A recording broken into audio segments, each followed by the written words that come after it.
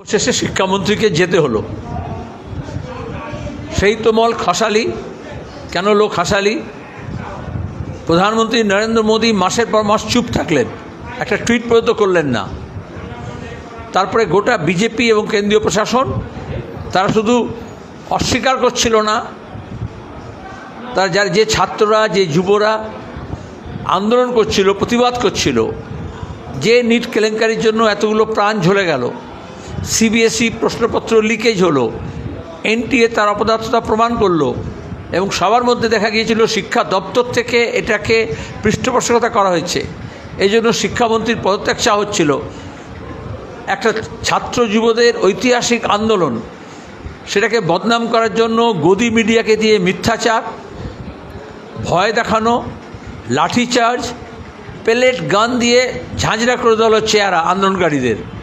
প্রতিবাদীদের প্রতিদিন হুমকি এবং ধমকি দেওয়া শুরু হলো। এমনকি প্রতিবাদীদের পক্ষে যারা দাঁড়িয়েছিলেন সেই ভলেন্টিয়ার্সদের বাড়িতে পুলিশ পর্যন্ত হামলা করেছে, গ্রেপ্তার করার ভয় দেখাচ্ছে। কিন্তু অবশেষে আন্দোলনের জয় হয়েছে। যাতে আর নতুন তরুণ কোনো প্রাণ ঝরে না পড়ে, শিক্ষাক্ষেত্রে যে দুর্নীতি বাসা বেঁধেছে তা যাতে দূর হয়, এবং এই এনটিএ নামে, নিটের নামে, পরীক্ষার নামে যে জালিয়াতি হচ্ছে সেটা বন্ধ হোক, শিক্ষা ব্যবস্থার ক্ষেত্রে যে নৈরাজ্য আছে তা দূর করে শিক্ষাকে বাঁচানো হোক, এবং সেই দাবিতে আন্দোলন চলবে। যারা মনে করেন আন্দোলন করলে কি হয়, আজকে তার প্রমাণ।